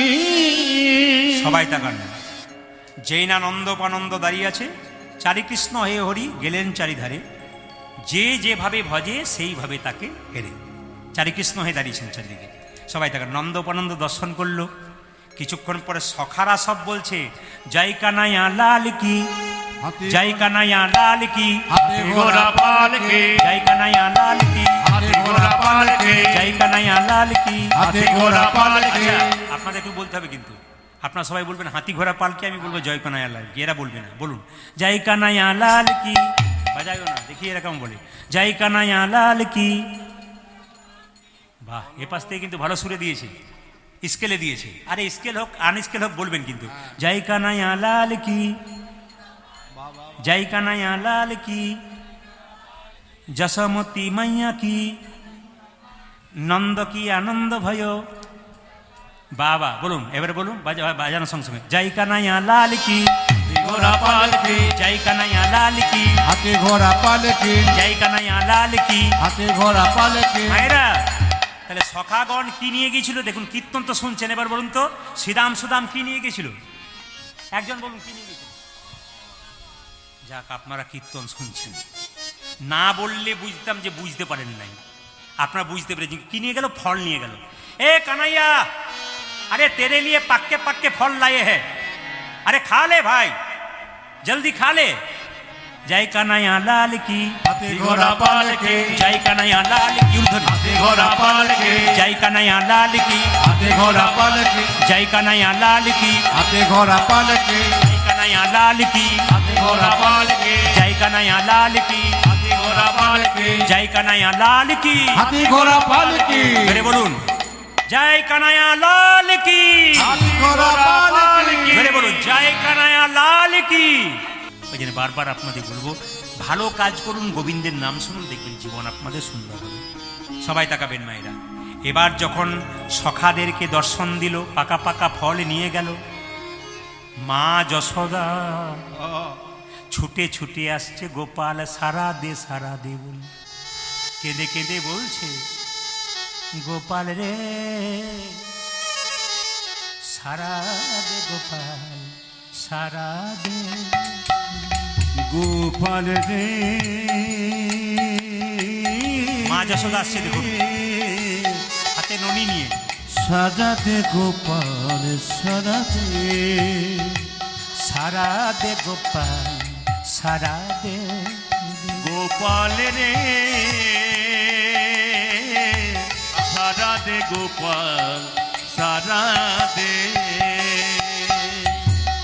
অভাগিনী মাঝে তো ফুকারে কাঁদে, আজিও ভাগিনী মাঝে তো ফকারি কাঁদে। অভাগিনী মাঝে তোর ফুকারে কাঁদে, অভাগিনী মাঝে তোর ফুকারে কাঁদে। সারা দে গোপাল, সারা দে উলুধ্বনি। গোপাল রে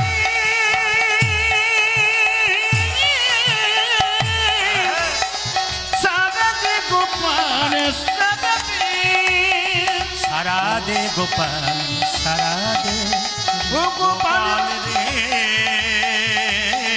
সারা দে গোপাল, সারা দে।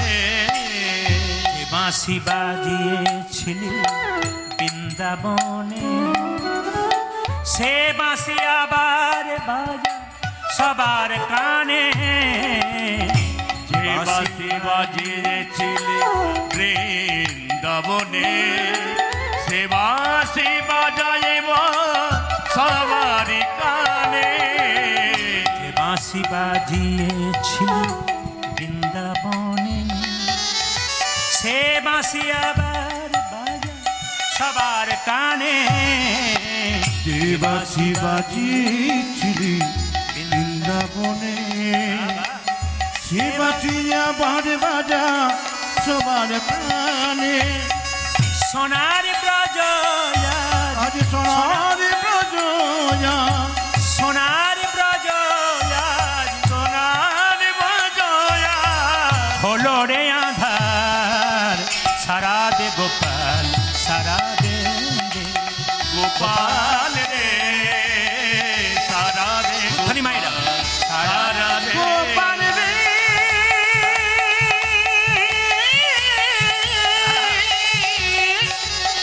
সাজাতে সাজাতে সাজাতে গোপাল সাজাতে। সবাই বলুন রাধা রানী কি যশোমতী মাইয়া কি জয় মা যশোদা যে না মায়েরা, মা যশোদা নবনী নিয়ে দরজায় গিয়ে দাঁড়িয়েছে। আর দরজায় এদিকে তাকান, যখন নবনী নিয়ে যাচ্ছে তখন মায়ের খুব ভেতরে অহংকার হয়ে গেল, আমি রাজার মা, আমি রাজার মা। অহংকার, ভগবান সব সইতে পারে, অহংকার সইতে পারে না। মা, তুমি আমার মা হতে পারো, তোমার মধ্যে যদি অহংকার হয় তুমি জগৎকে কি শিক্ষা দেবে?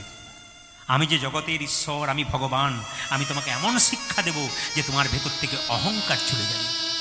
যখনই আমি রাজার মা বলে ছুটে গেছে, দাঁড়িয়ে সঙ্গে সঙ্গে বলে, এই ভিখারিনী, কি জন্য এসেছিস?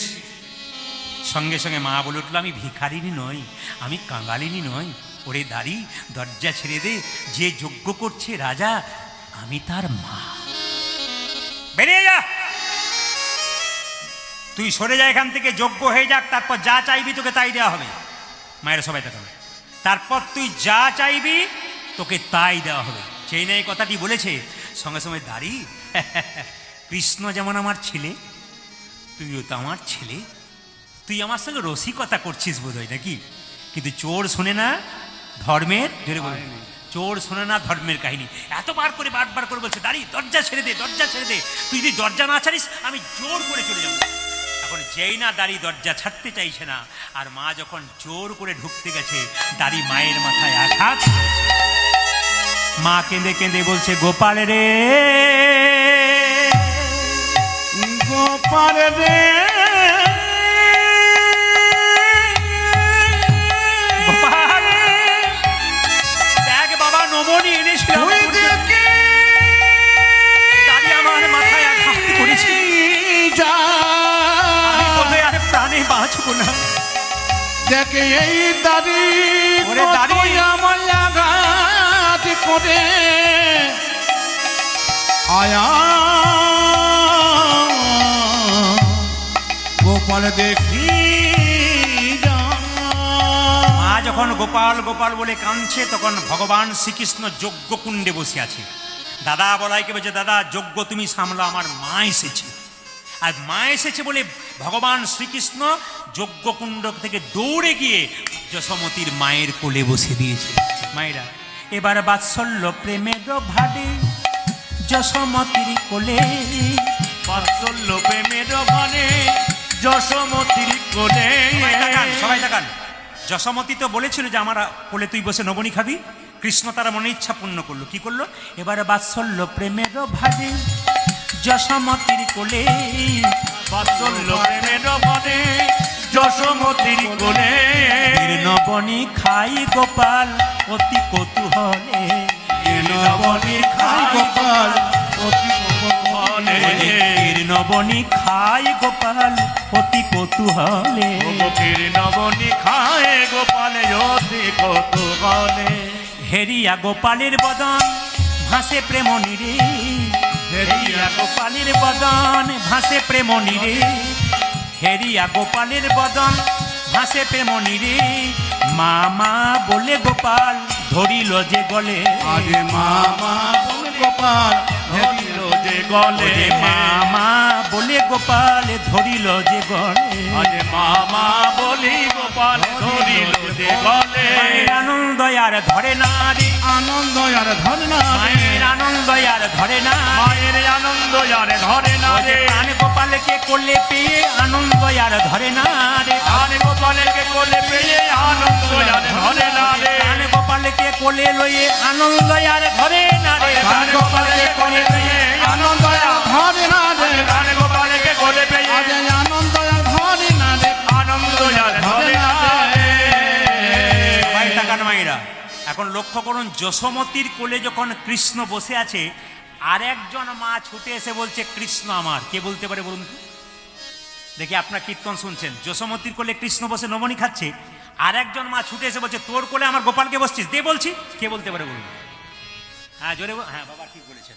দেখুন, যারা মন দিয়ে কীর্তন শুনছেন তারা বলতে পারছে, আর যারা মন দিয়ে কীর্তন শুনছে না, কালকে বলবে কি লীলা হলো, ওই সেই ননি খাওয়া না কী সব বলছিল বাবু, বুঝতে পারছি না, গিয়েছিলাম আর কি, উনি এসেছিলাম, আমরা গিয়েছিলাম, কিন্তু বুঝতে পারলাম না।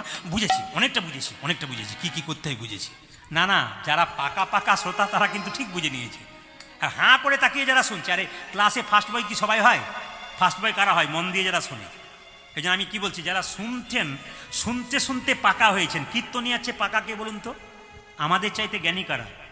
ভক্ত বৈষ্ণবরা। কেন শুধু আমার কীর্তন শুনছেন না, এই বয়স পর্যন্ত হাজার হাজার কীর্তনিয়ার কীর্তন শুনেছে, কত ভালো ভালো কথা শুনেছেন ওনারা, ওনাদের অভিজ্ঞতা পাকা হয়ে গেছে। আমরা যদি কোনো ভুল করি, ওনারা কিন্তু ভুলটা আমাদের ভাঙিয়ে দেয়। এই জন্য এনারা হচ্ছেন সবচাইতে বড়।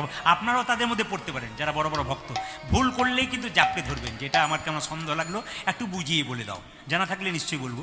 সবাই লক্ষ্য করবেন। তা দেবকী জন্ম দিয়েছিল না কংসের কারাগারে কৃষ্ণকে? এদিকে এই যে দেবকী জন্ম দিয়েছিল কংসের কারাগারে কৃষ্ণকে। এখন যখন যশোমতী কিন্তু লালন পালন করেছে, তো বলুন তো, যে জন্ম দেয় সে মা না যে লালন পালন করে সে মা? এবার বলুন কোনটা হবে? জোরে বলুন কোনটা হবে? বলুন। হ্যাঁ, এই দেখুন, যারা বুঝেছে, জন্ম দিলেই মা হওয়া যায় না, তাকে লালন পালন করে বড় করে তুলতে হবে, সেই মা। এখন দেবকী ছুটে এসে বলছে, বলছে আমার গোপালকে, হাত ধরে টানছে। দেবকী বলে আমার গোপাল, আয় রে জাদু মনি।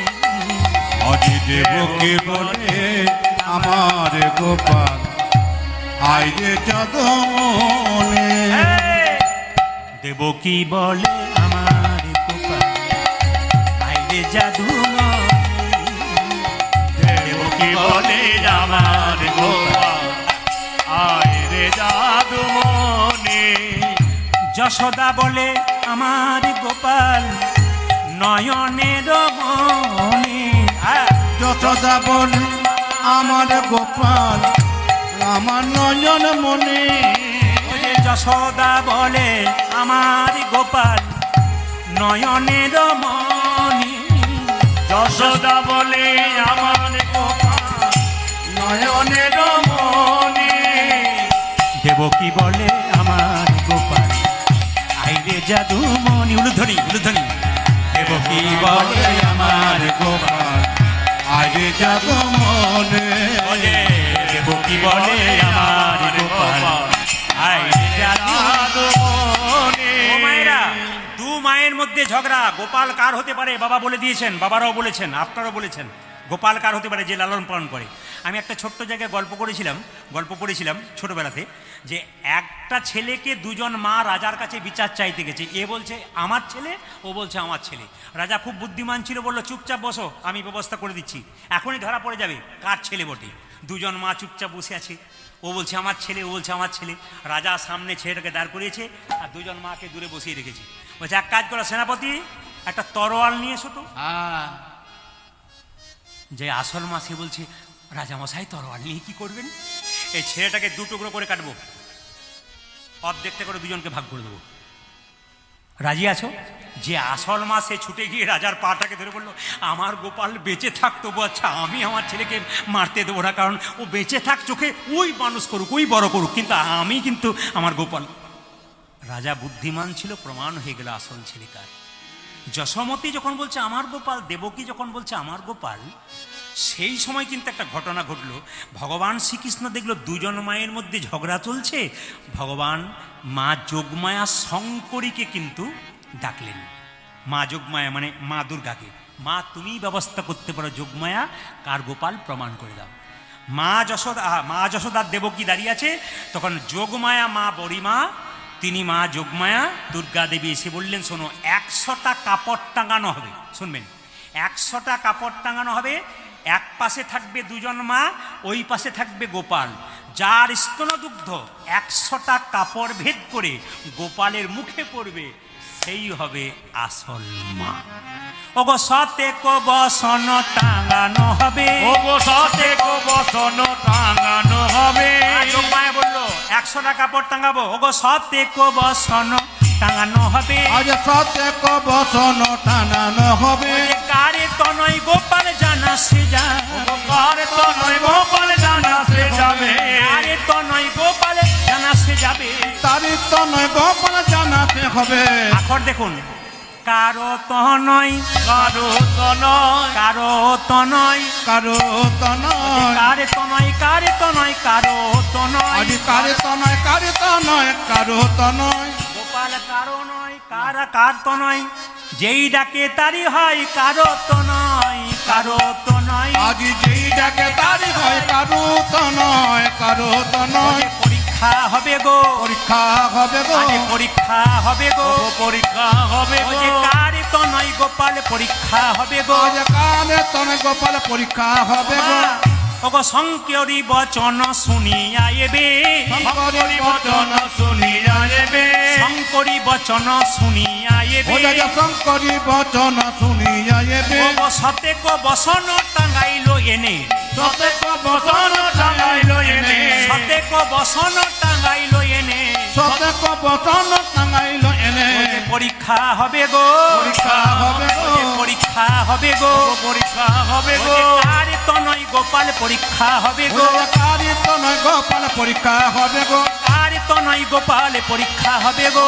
আর তো নয় গোপাল পরীক্ষা হবে ও গো। ভাইরা, সবাই তাকান, কি বলে যশোদা দেব কি সন্মুখে রয়, যশোদা দেব কি সন্মুখে ও রয়। যশোদা দেব কি সন্মুখে রয়। যশোদা দেব কি সন্মুখে ও যে রয়, নিপ্রতি বসনের ভিতরে রয়, নিপতি বসনের ভিতরে ও যে রয়। নিপ্রতি বসনের ভিতরে রয়। নিপতি বসনের ভিতরে আজ রয়, পরীক্ষা হবে গো, পরীক্ষা হবে গো, আজ পরীক্ষা হবে গো, পরীক্ষা হবে ও গো। যে কার তো নয় গোপাল পরীক্ষা হবে গো।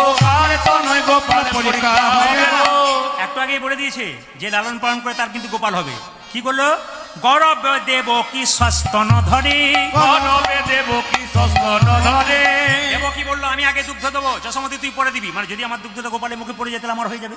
যে বেশি হিংসা করে তার জীবনে কিছু হয়। যশোমতি বলে ঠিক আছে তুই আগে দে। এখন অহংকার হয়েছে, দেব কি করলো? ওগো গৌরবে দেব কি সস্তন ধরে, গরবে দেব কি সস্তন ধরে। ও যে প্রথম বসন ভেদ না করে, প্রথম বসন বেদনা করে, প্রথম বসন ভেদ না আজ করে। প্রথম বসন ভেদিনা করে। ভাইরা, 100টা কাপড় তো ছেড়ে দিন, 1টা কাপড় পর্যন্ত দুগ্ধতা পার হলো না। সবাই লক্ষ্য করুন, ঝরিল না দেব কি দুগ্ধয় বিরম, হরিণ দেব কি দুগ্ধয় বিরম। বিরহে কাতর বড় নয়নেরি জল। আজ বিরহে কাতর বড় নয়নের ভাইরা, জল। দেবকীর চোখ দিয়ে জল পড়ছে, স্তনদুগ্ধে 1টা কাপড় ভেদ করলো না। তখন কি করলো? মাতা যশোমতি কাঁদে,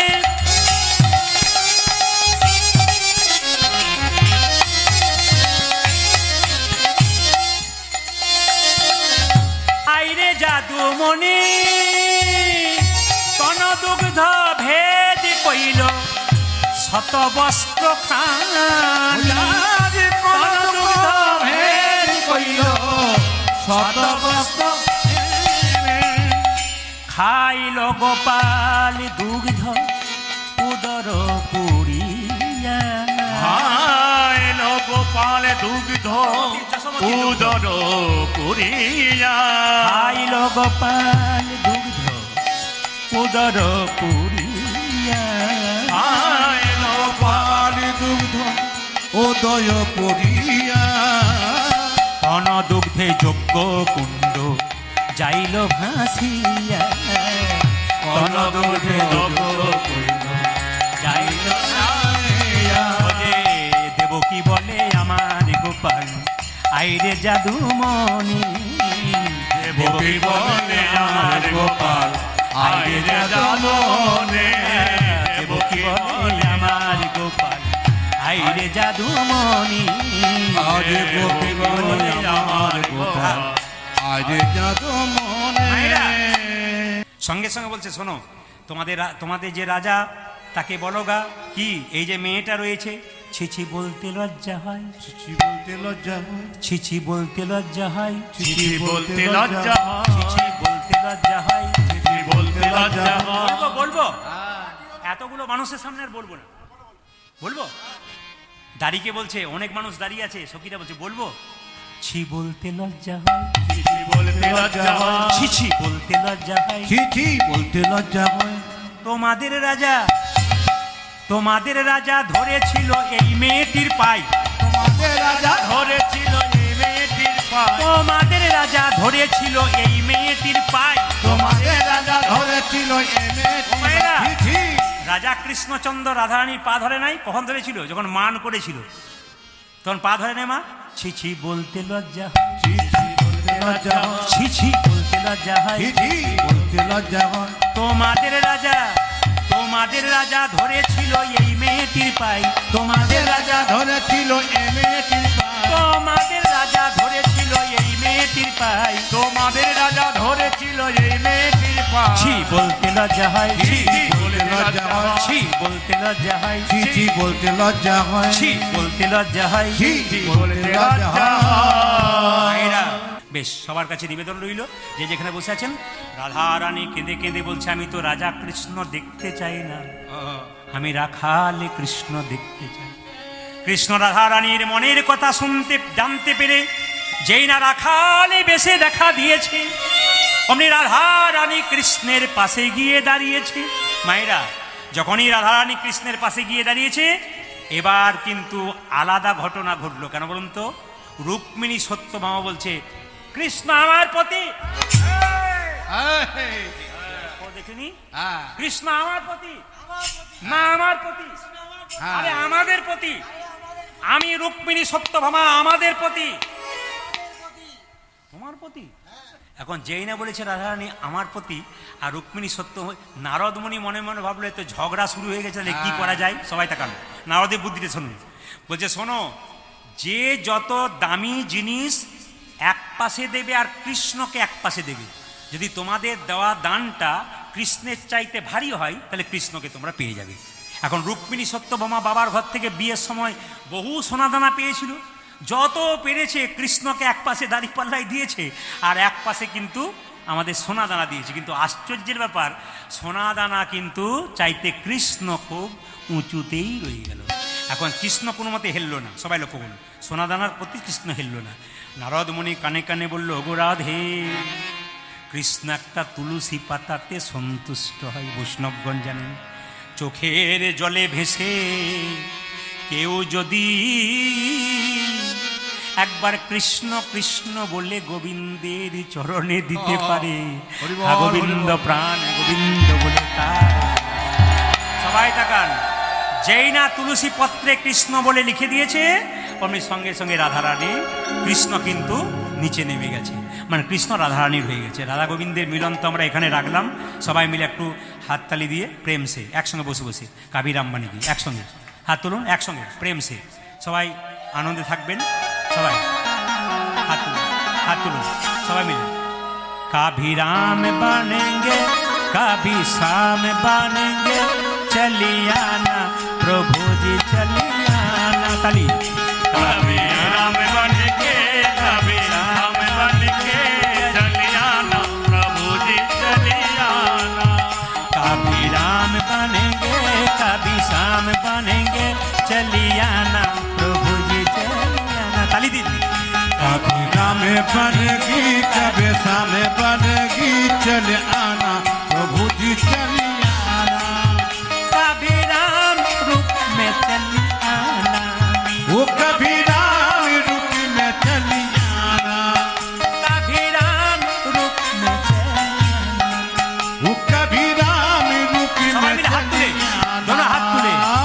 এই যে মায়েরা, सीता साथ लेके दोनों हाथ लेके, सीता साथ लेके दोनों हाथ लेके, सीता साथ लेके दोनों हाथ लेके, वो सीता साथ लेके दोनों हाथ लेके, चली आना प्रभु जी चली आना। कभी राम बनेगी कभी शाम उर्ध्वनि। बनेगी, चले आना प्रभु जी चले आना। कभी शिव रूप में चली